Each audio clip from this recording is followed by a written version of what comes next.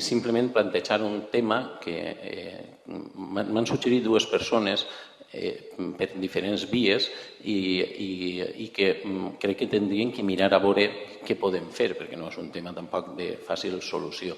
Es tracta de l'accés al Col·legi Cervantes i al Col·legi Ribalta peatonal, el caminet aquest, suposo que encara no sé si serà rural, que va de l'avinguda Bernat Guinovart al que és la carretera, el camí, la prolongació del carrer del Sant Bernat, del Sant Benet, que allí n'hi ha un camp que suposa que és privat, aquesta punta que fa.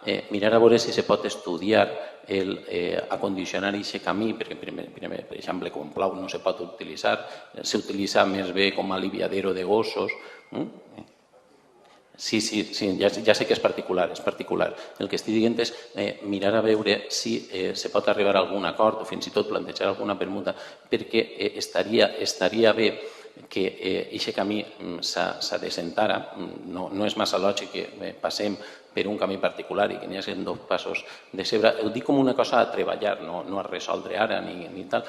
I si se poguera permutar aquest terreny per un altre de propietat municipal, si el cost fora assequible, aquell terreny que queda, aquesta punta, que està plena de brossa i per tant n'hi ha molta misèria, n'hi ha rates de vegades per allí passen. No queda bé que això estigui en una zona tan cèntrica i al costat d'un passeig tan bonic com el Bernat Guinovart, si això se poguera també habilitar per a facilitar l'aparcament, especialment a les hores de major trànsit, que és a l'entrada o a l'eixida. Aquestes coses se poden estudiar entre tots i mirar a veure si se pot arribar a algun tipus d'acord en els amos que millorarà l'accés a aquestes escoles. És un suggeriment que no és meu, jo soc pare d'una xiqueta que va a Cervantes i sé que ho havia pensat, però és que m'ho han dit esta setmana per diferents canals.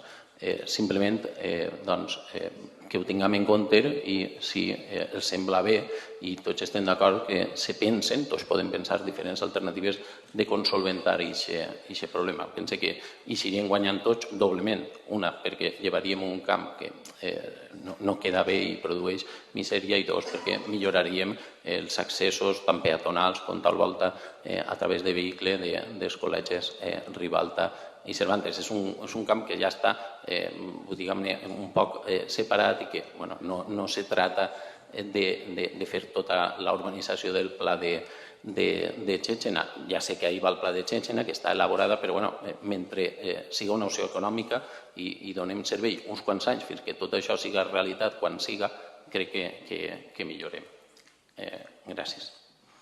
Respecte a lo que sí que vostè estava dient sobre la suggerència, prego-pregunta, sobre l'accés al Cervantes i a Ribalta, dir-li que això no és un camí, és una senda que s'ha fet del pas de la gent per un terreny particular, que la urbanització de Bernat Guinovart arriba fins a Bernat Guinovart i d'ahir no ha passat més endavant, perquè fins inclús, si no recorde mal, i li parlo de memòria, crec que l'asfaltat de la segona part de Bernat Guinovart, des de Bernat Guinovart cara als col·legis i cara al camp, allí ni siquiera ni ha alcantarilla ni res, ni ha una capa d'asfalt i poco más. Se va ficar una sèrie de llum, d'il·luminació, com per a que els cotxes que estiguin aparcats no tingueren problemes i no sofriren ningú percance. Però, per a més, dir-li que aquesta senda és un tema que s'està estudiant. De fet, el que és l'entrada als col·legis, si veus, s'han ficat uns pivotes verds, que és el que indica perquè allí no n'hi hagi problema en els xiquets.